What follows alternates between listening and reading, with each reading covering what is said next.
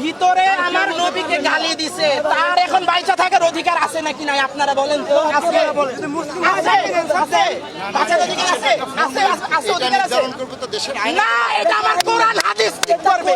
মহানবী হযরত মুহাম্মদ সাল্লাল্লাহু আলাইহি ওয়াসাল্লামকে নিয়ে কটূক্তি করেছে কোহিনূর কেমিক্যাল কোম্পানির ঊর্ধ্বতন এক কর্মকর্তা।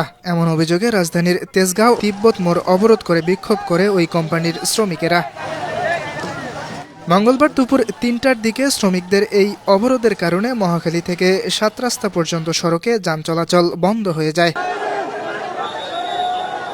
আন্দোলনকারীরা সেই কর্মকর্তার জনসম্মুখে ফাঁসির দাবি জানায়। যতক্ষণ পর্যন্ত সেই কর্মকর্তাকে ফাঁসি না দেওয়া হবে ততক্ষণ পর্যন্ত তারা সড়ক ছাড়বেন না বলে ঘোষণা দেন।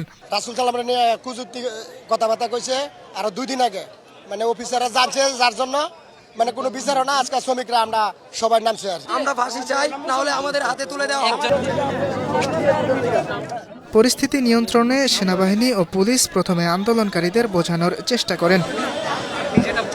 তবুও তারা সেখান থেকে সরে না গেলে এক পর্যায়ে তাদের উপর চড়াও হয় পুলিশ।